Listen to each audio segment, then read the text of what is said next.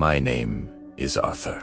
I'm 32, and I work as a freelance technical writer. After a messy breakup and losing my apartment in the city, I needed a cheap place to live and clear my head. One found a listing for an old cabin in northern Minnesota. It was dirt cheap, mostly because it was 10 miles from the nearest paved road and completely isolated. The owner, Mr. Henderson, was honest with me. He said the winters were brutal.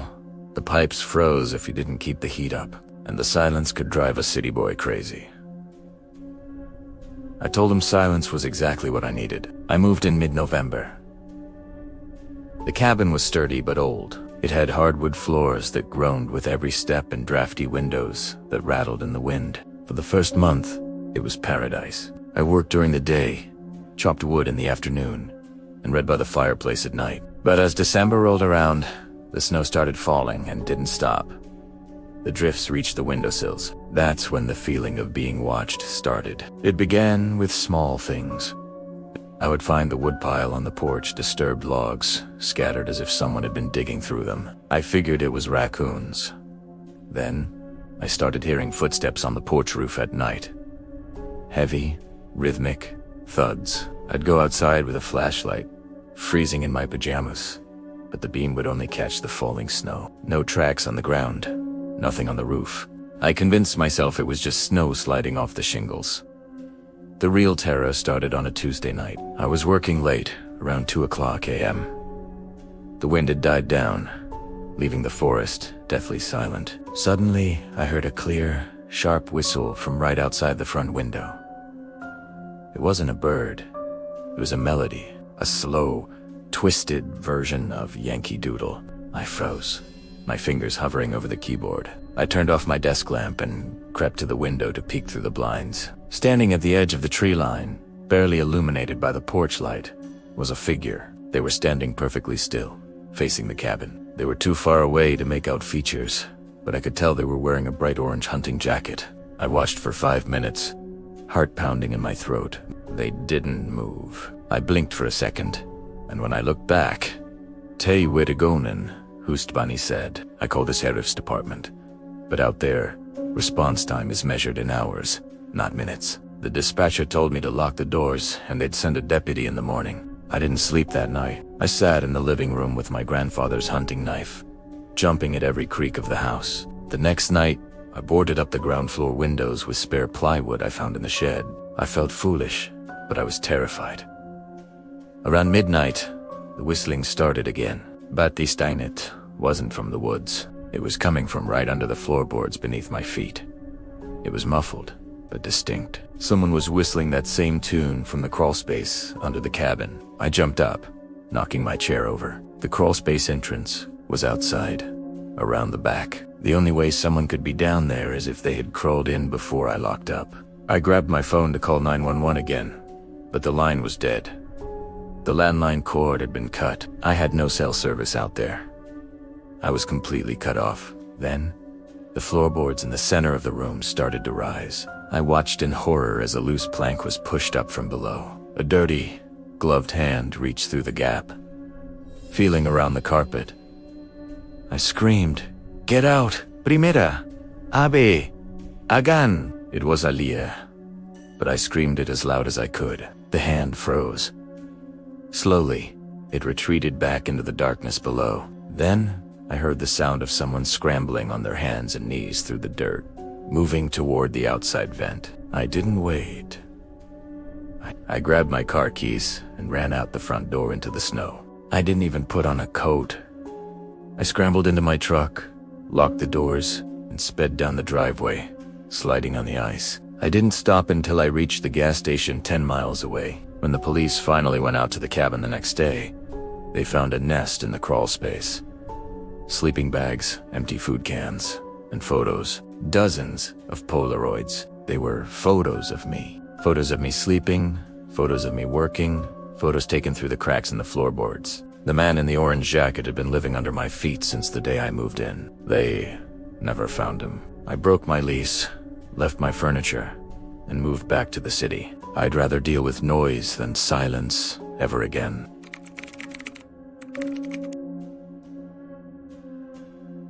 I grew up in a rural part of Oregon, where the forests are thick and the fog hangs low until noon. It was a safe place, or so we thought. I was 12 years old, and my best friend was a boy named Marcus. We spent our entire summer break riding bikes and exploring the logging roads behind our houses. We knew the woods better than anyone. One afternoon in late August, we decided to ride out to the old quarry. It was strictly off-limits, which meant it was the coolest place to go. We were about 3 miles from home, pushing our bikes up a steep gravel hill, when a black van drove past us. It was an old model, rusted around the wheel wells, with no windows in the back. It slowed down as it passed us, then accelerated around the bend. We didn't think much of it. When we got to the top of the hill, the van was parked on the side of the road. A man was standing by the open hood, staring at the engine. He looked normal, clean-cut, wearing a polo shirt and khakis. He looked up and smiled as we approached. "Hey guys," he called out. "You know anything about engines?" Marcus, being the confident one, walked his bike over. "Not really," he said. The man wiped his hands on a rag. "That's a shame. My battery is dead. I have a jump starter in the back, but I need someone to help me connect it. My arm is in a cast." He lifted his left arm, revealing a bulky white plaster cast. It's a bit heavy. Could one of you give me a hand grabbing it from the back seat?" Something in my stomach dropped. It was a gut feeling, a primal warning. I remembered my mom telling me never to help adults who ask children for help. Adults should ask other adults. I grabbed Marcus's handlebars. "We have to go," I said quickly. "My dad is waiting for us just down the road." It was a lie. My dad was at work. The man's smile didn't change, but his eyes did. "They went cold. It will only take a second. Kid, don't be rude." He took a step toward us. Marcus looked at me, confused. "It's fine, Jay. I'll help him." Marcus let go of his bike and started walking toward the back doors of the van.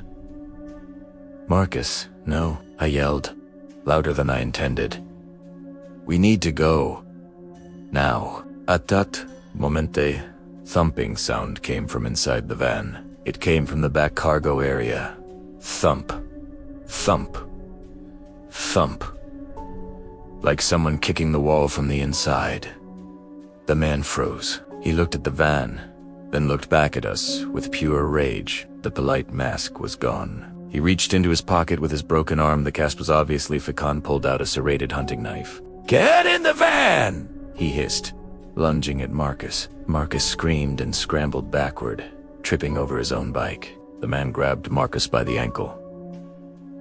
I didn't think, I just reacted.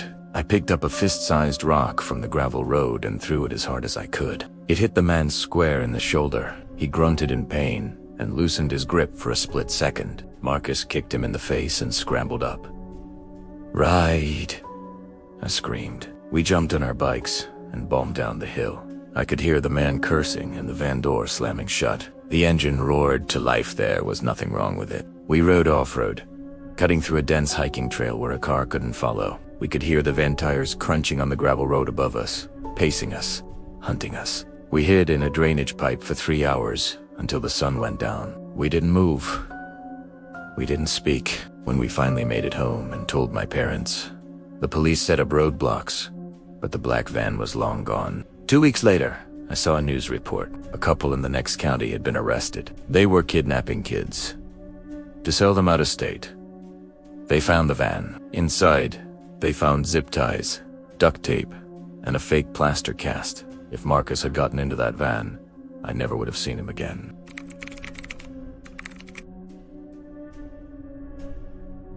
I was 22, fresh out of college, and struggling to find a job in my field. To pay rent, I took a job as a night security guard at a massive shopping mall. It was a dying mall, half the stores were empty, and the lighting was dim to save money. My shift was 10 o'clock p.m. to 6 o'clock a.m. My only job was to walk the perimeter and watch the cameras.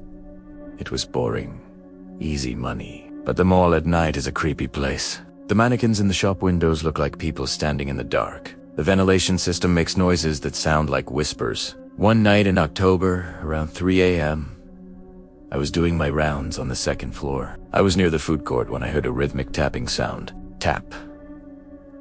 Tap. Tap. Tap.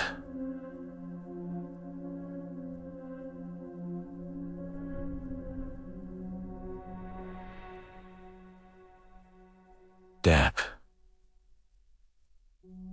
Tap.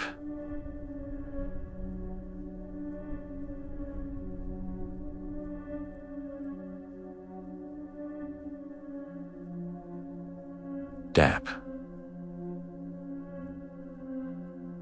Da. Tap.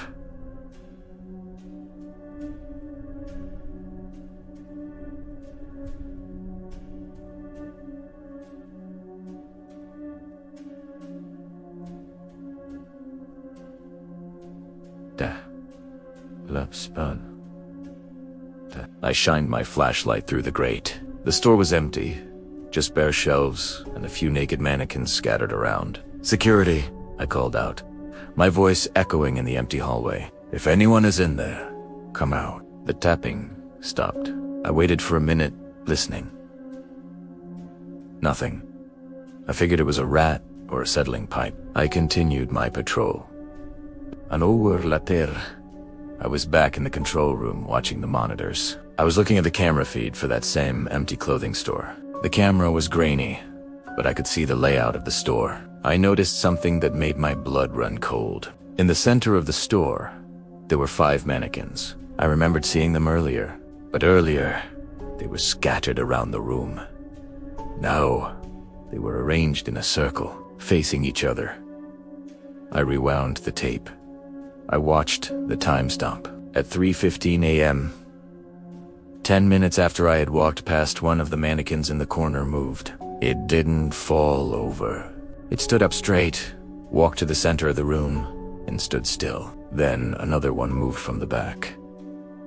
It wasn't a mannequin. It was a person in a full bodysuit, painted white and plastic-looking. I grabbed the radio to call the police, but my hands were shaking so bad I dropped it. I looked back at the screen. The mannequins were gone. The circle was empty. Suddenly, the motion detector alarm on the control room door beeped. Someone was right outside my office. The door handle jiggled, gently at first, then violently. I locked the deadbolt and backed into the corner. Through the reinforced glass of the door, I saw a face press against it. It was a face painted completely white, with black circles around the eyes and a frozen, painted smile. It stared at me for a full minute, unblinking. Then, the person raised a finger to their painted lips in a she motion. They stepped back and sprinted down the hallway into the dark. Police arrived with canine units. They swept the entire mall. They found a hatch in the ceiling of the men's bathroom that led to the crawl space above the stores. Up there, they found a mattress, gallons of water, and jars of face paint. Someone had been living in the ceiling for months, coming down at night to play in the store. The scariest part wasn't that they were living there. It was the notebook the police found. It was a log of my patrol times. They knew exactly where I was, every second of every night. They were just waiting for me to get careless. I quit that morning and never worked security again.